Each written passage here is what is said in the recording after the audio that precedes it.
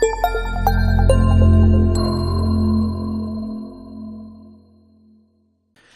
everyone, it's Mike Hambright with FlipNerd.com. Welcome back for another exciting expert interview where I interview successful real estate investors from across the real estate investing industry to help you learn and hopefully inspire you.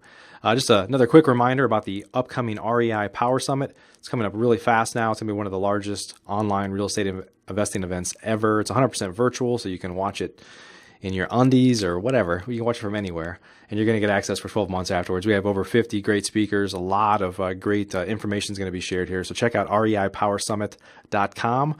For today's show, I'm excited to see my friend Joe McCall, who's been on the show before about 200 episodes ago. But Joe is a well-known virtual wholesaler, a podcaster, a mentor, and a coach. Joe and I are actually in a mastermind together, and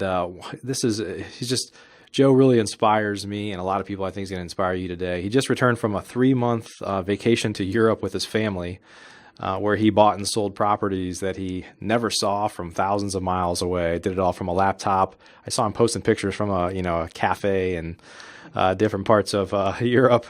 But Joe is really one of the best that I know in terms of putting together processes and systems that enable you to kind of live that type of lifestyle. In fact, he did the same thing last year. And for 3 months, lived out of an RV and traveled all around the U.S. With his family. So that's the type of stuff that a lot of us dream of, but we just don't seem to be able to get there. So Joe's going to share some of his secrets today and tell us a little bit more about virtual real estate investing. Before we get started, though, let's take a moment to recognize our featured sponsors. RealtyMogul.com is an online marketplace for real estate investing, connecting borrowers and capital from accredited and institutional investors. Get a rehab loan fast and close in as little as 10 days with rates starting as low as 9%. For more information, call 888-296-1697. B2R Finance makes loans tailored specifically for rental investors. They can help you unlock equity from existing properties so you can get cash out to grow your rental portfolio.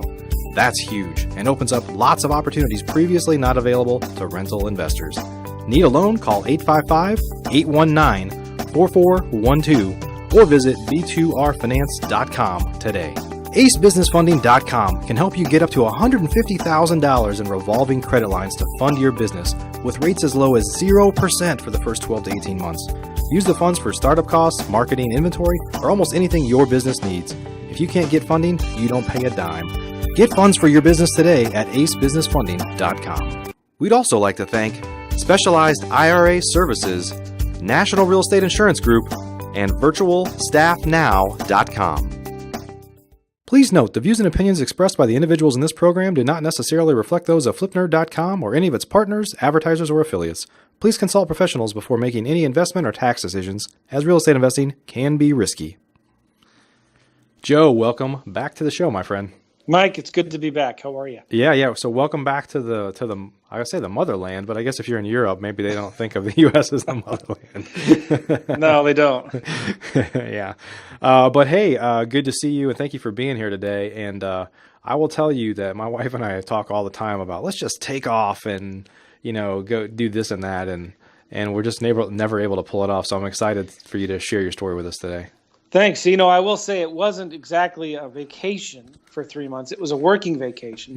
Sure. I did try to work as much as I could, but that really only meant I was probably working only 20, maybe at the most 30 hours a week, for the simple reason that it was hard to get good, reliable internet while we were there. Yeah.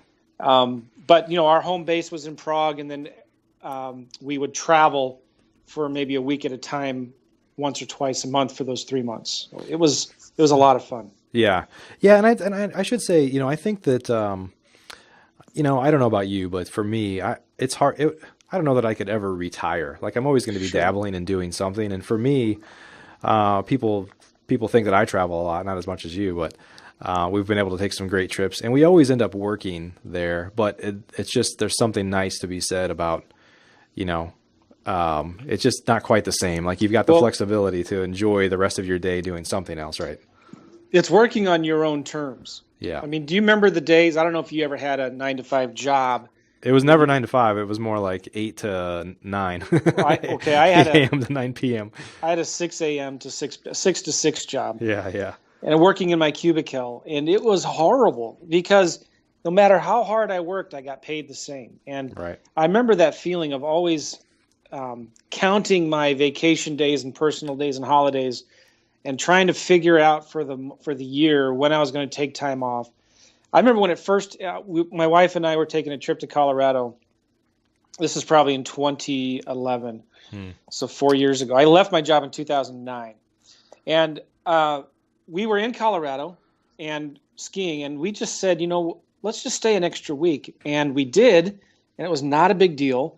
And I remember that feeling just hit me all of a sudden, like, holy smokes! I mean, I couldn't do this 2 years ago. I would have been stressed out about getting back in time, to get back to work. But the freedom that this business can give you is so awesome, where you don't have to ask a boss for time off. Yeah.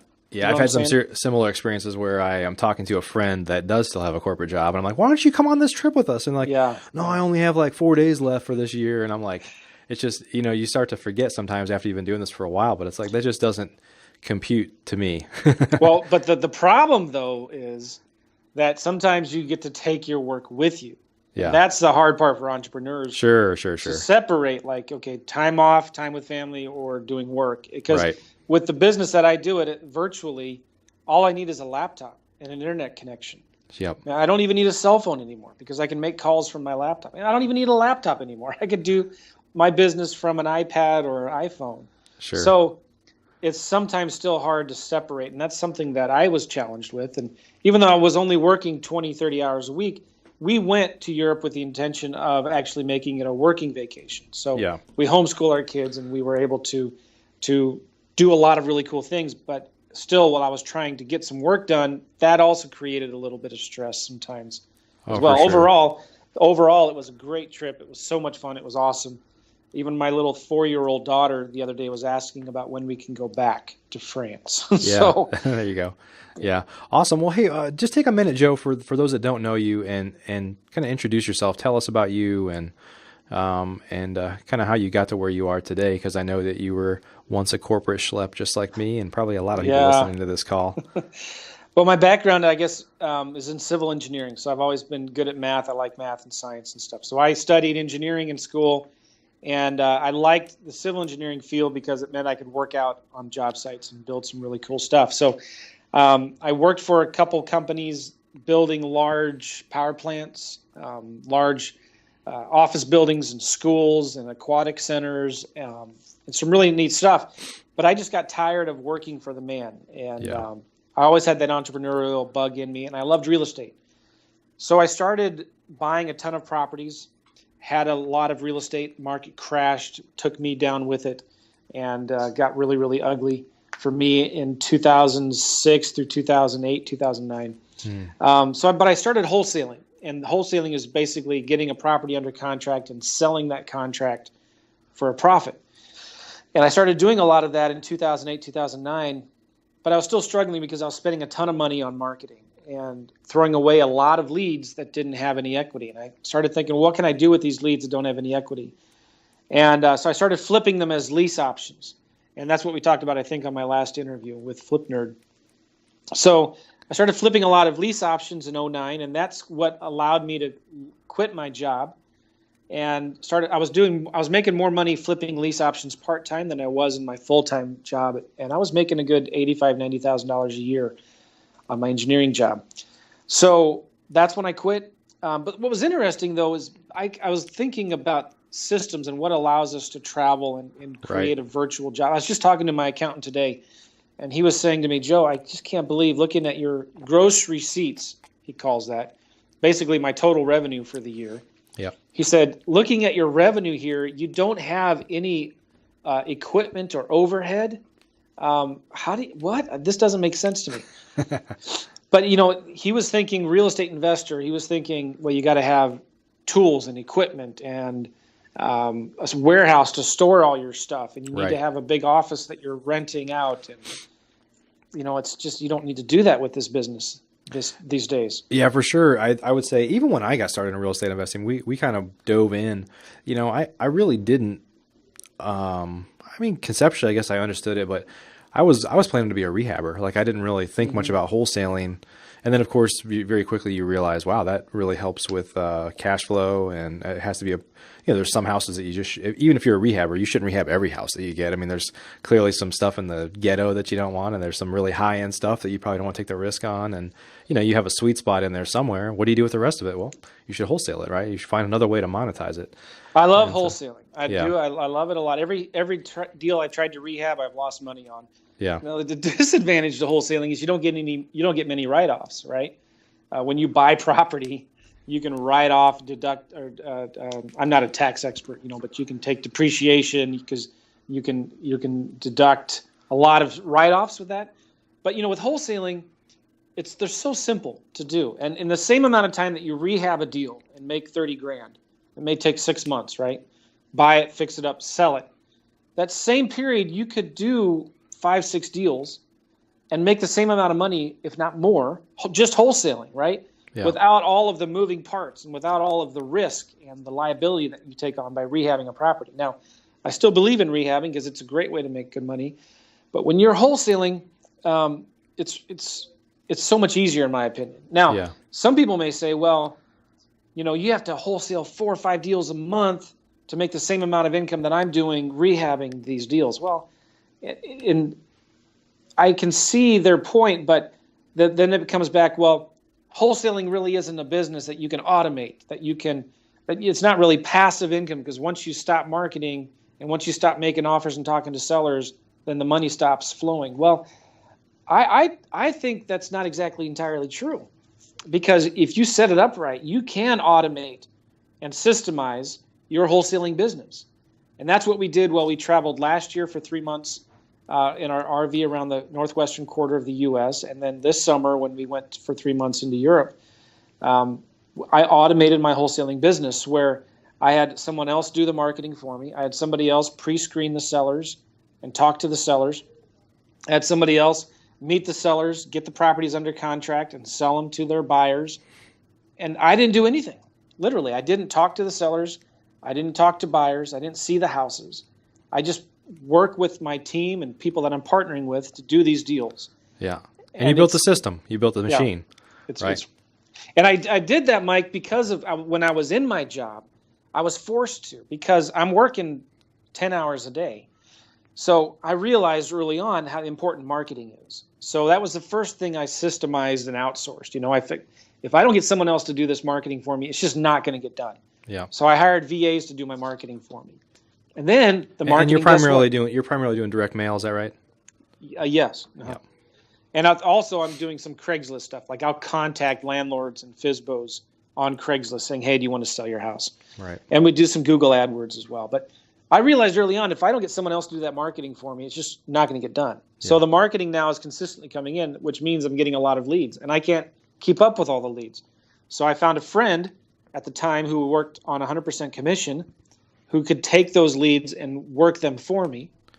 Once he got them under contract, then I thought, okay, well, it'll be easy for me to sell them. But then I realized again, that's a lot of work. I can't do it. I can't manage that. So I got a realtor to sell my properties for me. And so pretty soon, I have this system where I have someone else doing the marketing, someone else taking the calls, someone else selling the properties.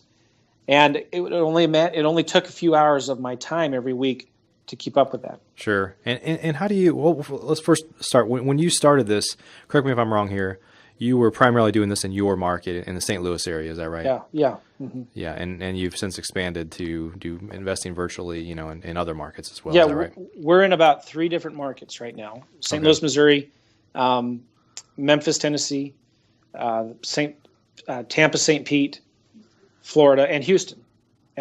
So that's I typically what I do is how I started this whole thing is, and this would be, I think, educational for folks. Educate us. Well, show us the way. I wanted to wholesale more deals, but I didn't want to do the work, right? So I hired an acquisitions manager.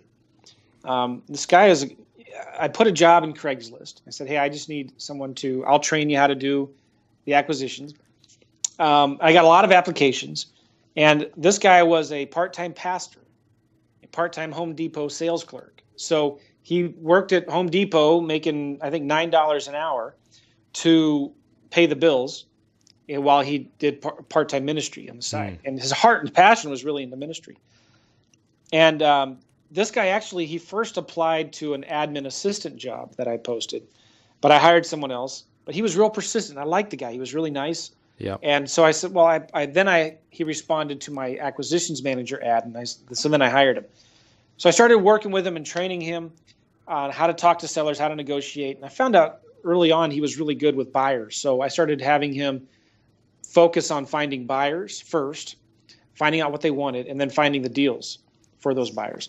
So pretty soon we're doing 7, 8, 10 deals a month. And that was going really well. But then I was looking back, and I'm still putting out fires. I'm still answering questions, still trying to motivate him. There's always issues that come up with title, right? Right. And who's the first person that they call to help? We know there's the world's falling apart, the sky's falling. We got to take care of this issue right away. So I still found myself answering a lot of questions, putting out fires, and dealing with issues. Right. So, yep. And I'm still only netting 40 to 50% of the deal after all of my expenses. And so I thought, but it's all variable, right? So you've got it set up to where, for the most part, probably other than your VAs, that people are getting a piece of each deal. So you're not paying salaries out, I guess. No, right. I'm not, except for my assistants. I do pay salaries. Yeah. So anyway, though, this is going well, but I looked at it and I thought, I wrote down everything that you have to do to wholesale a deal. And I just asked myself a simple question. How can I do none of this? Right? And I started looking at, well, okay, I can get this part to this person, this to this person. So what I started doing was partnering with local wholesalers, friends that I knew that were in another market, even in my local market, who are already doing deals. They just maybe are not getting enough. They want more leads. Maybe they're the type of person that just wants to be in their truck, looking at houses, talking to sellers, and making offers. They don't want to be the one sending out 1,000 postcards, pre-screening 100 sellers, trying to input everything into the database and keep track of all of that stuff. Right. They don't want to do that. Well, that stuff is easy for me to systemize and automate and delegate out. All right. So I started approaching my wholesaler friends in other markets and said, hey, listen, what if I did the marketing for you in your market, and my team will send out the postcards, do the direct mail, whatever it is that we're doing, Craigslist or Google pay-per-click, and I'll pay for that. I'll pay for all the marketing, and then I'll even pre-screen the leads, and I'll put them in Podio, and we track everything in Podio. Right.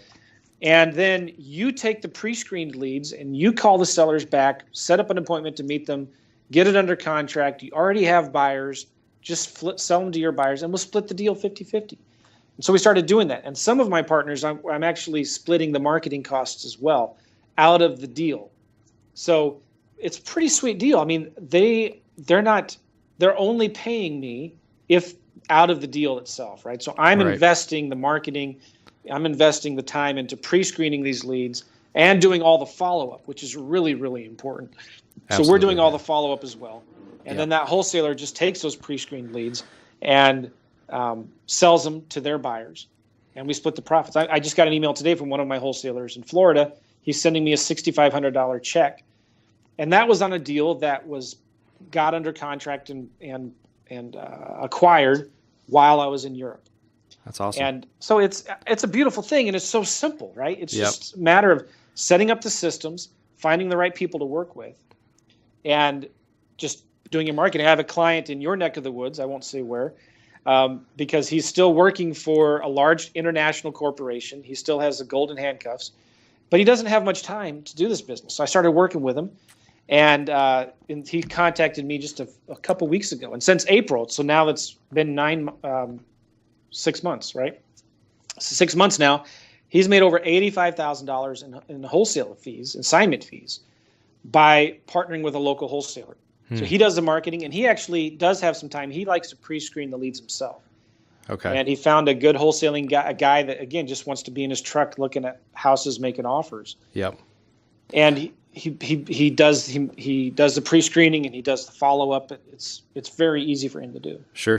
Joe, talk for a couple minutes, because I think a lot of real estate investors, they tend to be, cowboys, lone wolves. They don't need anybody else. They want to do it all themselves. And in the process, they end up missing out on opportunities because they are so kind of glasses half empty type Sure. mentality. You know, I mean, that mentality is pretty prevalent in our industry. Yeah. Because people are, they just, I don't know what it is. It's just this mentality of, I don't need anybody else. I read a book. I went to a boot camp, so I don't need anybody else.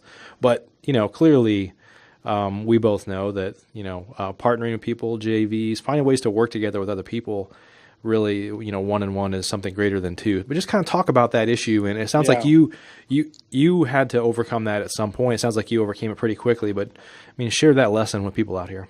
Well, a lot of people are control freaks, right? And they're afraid to let go because somebody else can't do it as well as you can. Yeah. And I remember, because I used to have, about 2 or 3 years ago, I used to have a lot of Filipino virtual assistants. And I still have Filipino VAs, but one of my friends, a mutual friend of ours, Todd Toback, was harping on me all the time. Joe, you need to get a local assistant. Man, I was afraid to do that.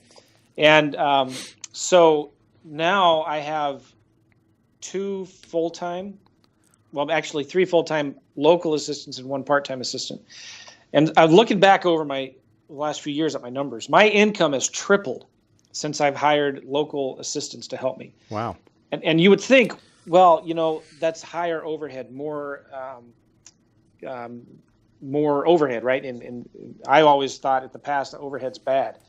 And you got to manage it. But for me, having local assistants has been made a huge difference in my business because they're just better quality. Now, nothing wrong with Filipinos. Again, we have Filipino assistants that help my local assistants do their job. Yeah. But I found I was just able to get so much more done. So I have my education business and my wholesaling business. And, right now about 25% of my income comes from wholesaling, doing deals, and about 75% comes from coaching and education and consulting. And we do marketing, done for you marketing services, et cetera. So it's so much easier to work with somebody local that can just get it done better and faster many times than a virtual assistant from the Philippines. So that for me has helped a lot. Just finding some good help, finding people that can help me to get it done. I can give them a vision, these are the results that I want. Just help me figure out how to do it. Right. Talk about, I think back to the control thing. A lot of people have concerns with. That's some of those concerns can be set aside by checks and balances. So for somebody that's very kind of systems oriented, talk about some checks and balances that you might use to allow you to kind of be there enough that people know that you're watching when you're thousands of miles away for weeks or months at a time.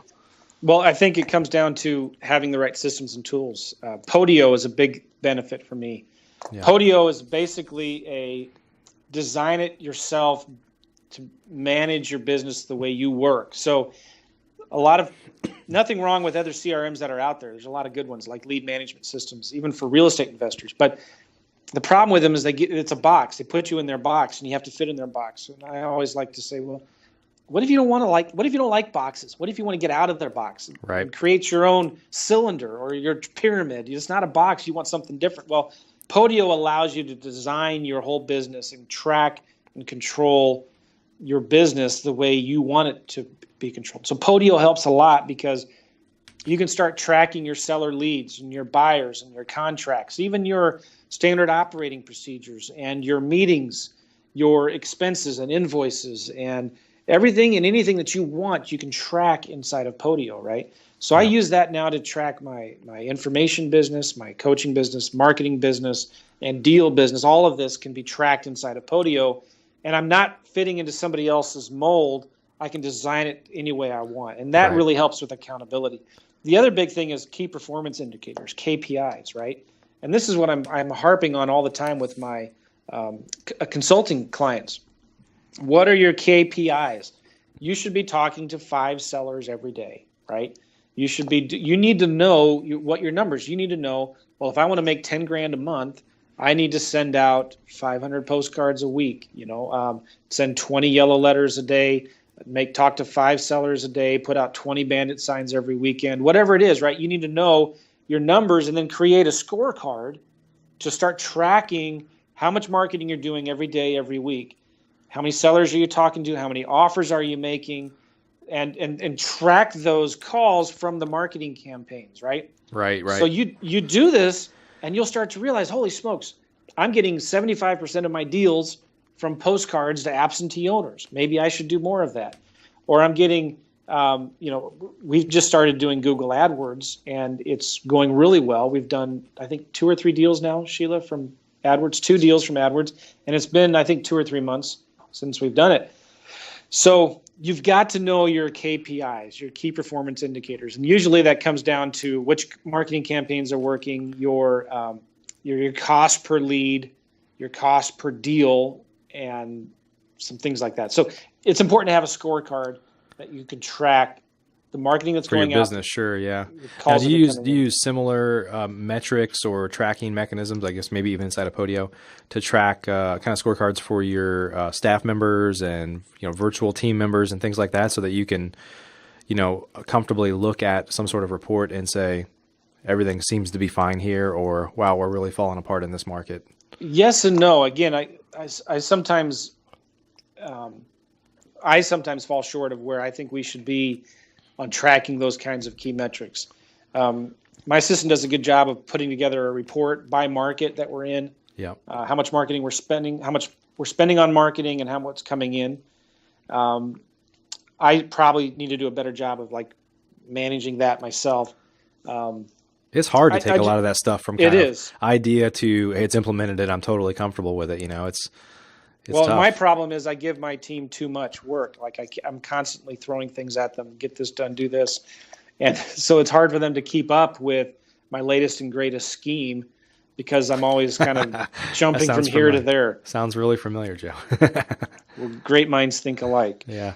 No, but so in terms of, so when you go into a few different markets like you have, talk about the importance of, having the right boots on the ground in terms of, you said you partner with local folks. Talk about the importance of that, because, there's a reason why you picked those few markets versus just saying, well, I'll just go anywhere, right? Yeah, well, it's important to get the person first, I think, and then pick the market, right? Yeah. So these are just people I know that I trust, that through masterminds or through Facebook, through my podcast, friends I've made said, hey, I've contacted them. I said, listen, I know you're doing some deals. Can I help? And it's important you express and build the value. You got to do something that's valuable to them. Right. And so it's worked out pretty well. There's a few guys I'm not working with anymore, but you want somebody that can answer their phones, that can return calls promptly, because if they're not returning your calls, they're probably not returning sellers' calls, right? Sure. So I look for people that have somebody in place that is good on the phone. That is 95% of this business is sales, being able to talk on the phone and negotiate with sellers. So right, I want to make absolutely. sure that they're good on the phone, they're accessible. When we get a Google pay-per-click lead, that goes right to my assistant, to her cell phone. She calls them back right away. And a couple times we've actually, because she was able to take that call live and transfer it to our local wholesaler who was on the ground, within a half hour to an hour sometimes, he's there at the seller's house getting it under contract, right? Right. So that's awesome. the speed of implementation is really important. So when you're looking for a local wholesaler to partner with, you got to make sure that I tell my guys, listen, don't worry about any of the administrative stuff. Let us take care of that for you. Here's my team. Just send them a voice memo. We'll update Podio for you, right? Just send us a voice with memo. Notes after the meeting. They're telling them what happened, and your assistants are putting the notes into Podio. Yeah. Yes. And so this is ideally where you want to be. And I'm not saying we're there yet, but this is where we're shooting for, okay? Ideally, you want it to be where you have your assistant who's doing the marketing, the leads are coming in, and you're not in Podio yourself, or whatever your CRM is. You're not in there yourself. Your assistant is just emailing you the next thing you have to do, okay? And maybe you have a special private email address that only she has. She's sending you the next thing you got to do with all the information in it. Call this seller, okay? Right. So you click the link to call that seller from your phone. You talk to them. Maybe you keep some notes on your yellow pad, all right? And then you do a voice memo with something like WhatsApp or Voxer from your smartphone. Hey, Shannon, I talked to this seller at 123 Main Street. It's already listed. Just remind me in 2 months to call them back. and send them an offer or something in the mail. Done, you send it. Your assistant then updates Podio and then adds a reminder in 2 months for you to call them back. Maybe she creates a follow-up letter and a contract, an offer, and sends it to the seller, and it's done. You don't have to be in Podio doing that. Or maybe it's, go ahead and put it on my calendar. I'm meeting with them tomorrow at 9 a.m. and do this. So then once you get that thing done, your assistant sends you another email. Hey, here's the next thing that she's getting this stuff from Podio, right? Or whatever your CRM is, your next tasks. So it's about focusing on the 80-20 stuff, right? 80% of your revenue comes from 20% of your efforts. So what are those 20% of those things that you need to focus on? What if, Mike, we focused 100% on the 20%? You know what I'm saying? Right. And I hope my audio is coming in because my screen's flipping in and out. You're good. What if we focused 100% on the 20%? And that 20% is what? Your highest revenue generating activities. That's talking to sellers and making offers and following up. Those three things, right?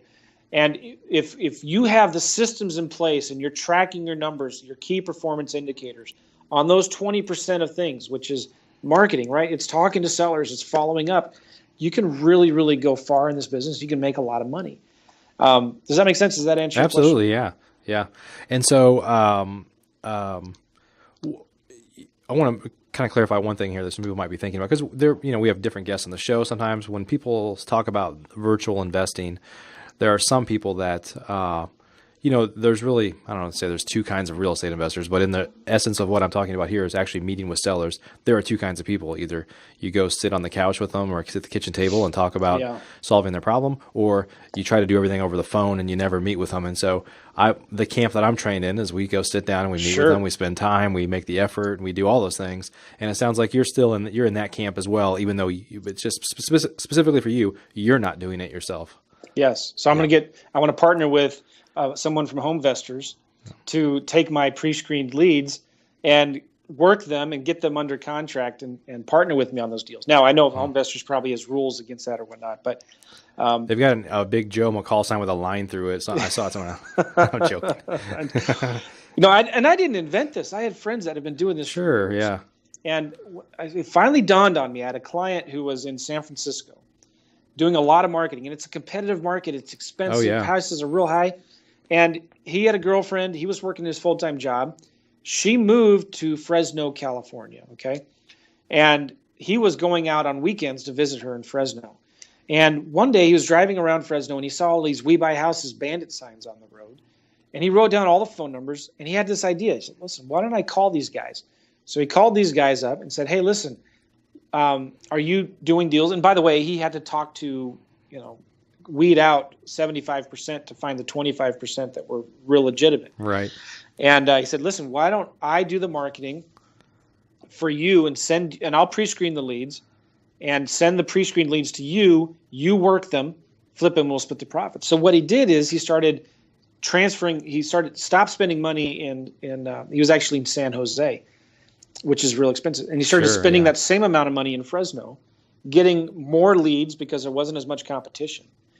And then he started making enough money that he quit his job, moved to Fresno, and still did the same thing even after he moved there, because these guys were already good at talking to sellers, negotiating, and sitting down at the kitchen table, belly button to belly button, as they say, right? And negotiating, building the rapport, the relationship, and closing these sellers.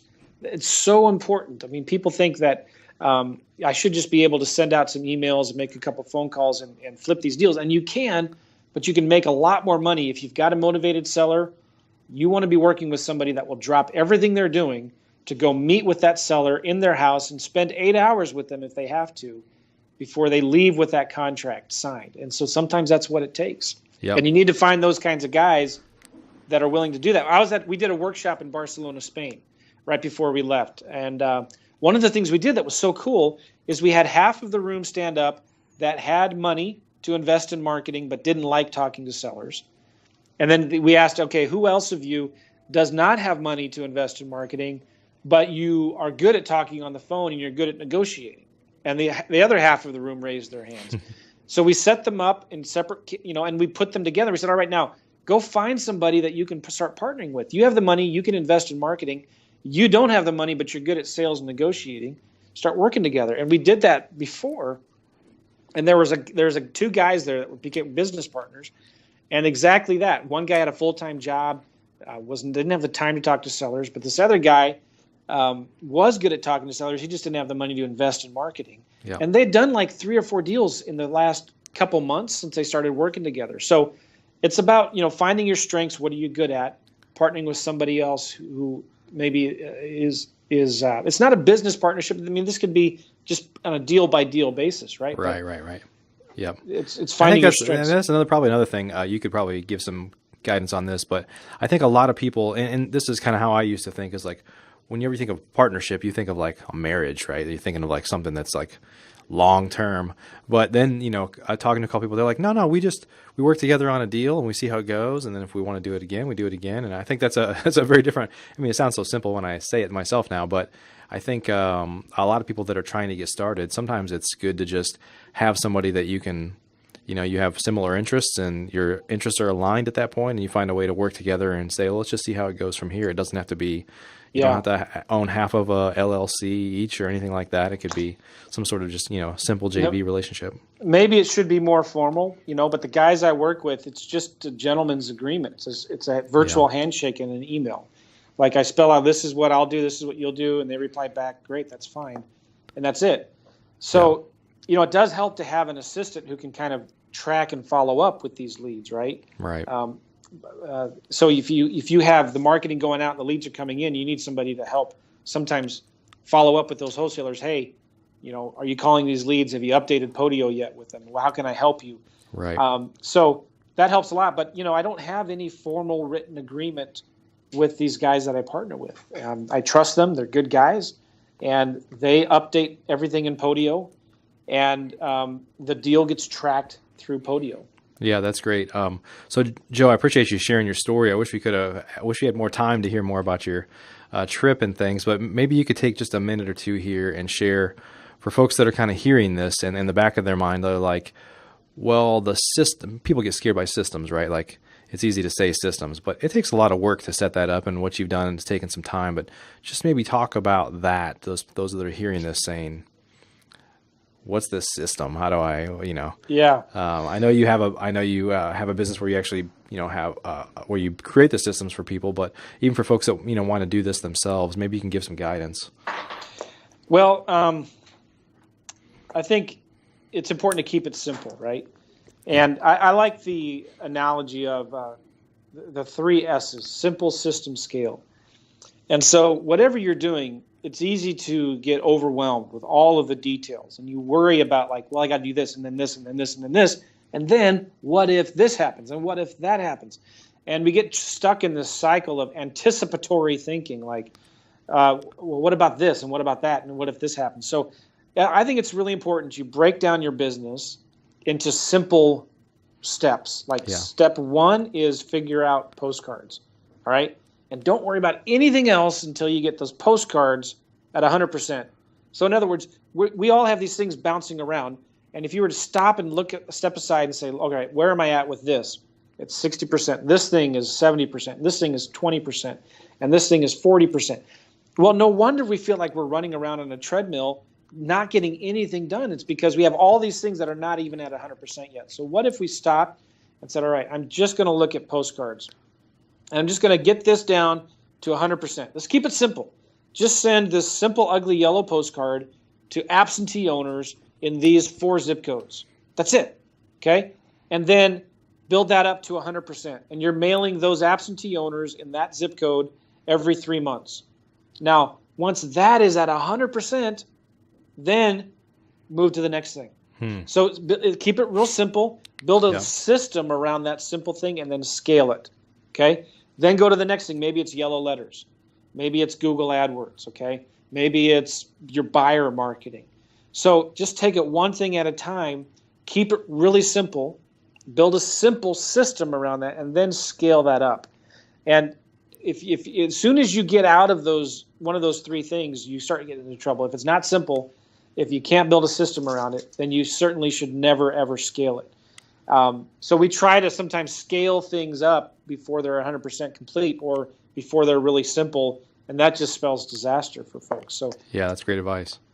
Yeah, Joe. Well, hey, thanks for sharing. Thanks for being with us today. If folks want to learn, more about you and some of what you've got going on, where do they go? Probably, I have too many websites, Mike. Well, tell us the most important ones. Okay, joemccall.com, JoeMccall.com, joemccall.com. I have a podcast, realestateinvestingmastery.com, realestateinvestingmastery.com. And I do have I put together a course that's kind of like a coaching program called Automated Wholesaling. And if folks wanted to check that out, if you go to automatedwholesaling.com, I don't know if it's going to be open at the time you're looking at it, but you can put your name and email address in there to be notified next time it does open up. But I work with folks in a group setting and one-on-one, helping them build these what I call automated wholesaling businesses. And on the webinar, I teach a lot of cool things how I do this while traveling around Europe, traveling around the country. And so automatedwholesaling.com would be a good place to go if somebody's interested in that. Awesome. We'll have links down below here for anybody that's interested in learning more about Joe. And Joe, thanks again for your time today. Great to see you, my friend. Thanks, Mike. And what's next? What are you going to do for your next trip? You guys know yet? Yeah, we thoroughly enjoyed this trip, had a blast, but we came back thinking, okay, we're done. We're not doing this again for at least another 1 or 2 years. Yeah. It's just like it took a lot out of us. So probably next, and our kids, we have 4 kids, 12, 10, 7, and 4. Yeah. And when you're gone for the summer, you can't do soccer. You can't do. Right. We took our girls out of dance and gymnastics, and so getting them back into that stuff is challenging. So next summer we're going to be staying here, but we are already talking about going to Hawaii in January in a couple months. At least for a week, at least for just a week. We're doing a workshop there, a real estate workshop. But then probably our next RV trip is going to be to New England. We homeschool our kids, and so we're thinking it'd be so cool, as we're talking about the Revolutionary War, the Civil War, to be able to take them there and see this stuff, Yeah. And so that awesome. would probably be our next trip. Awesome. Well, Joe, we look forward to your excursions. I do. Yeah, thanks. And I look forward to seeing you again soon, my friend. Thanks, Mike. Have a good day. Are you a member of FlipNerd.com, the most robust real estate investing platform in existence, where you can find off-market wholesale deals and great vendors literally in your market? You can get access to advice from experts and learn about local clubs and events right in your backyard. If not, please visit FlipNerd.com and register for a free account. You can register in less than a minute. It's pretty much the coolest site that's ever existed in the real estate investing industry. So get on over to FlipNerd.com.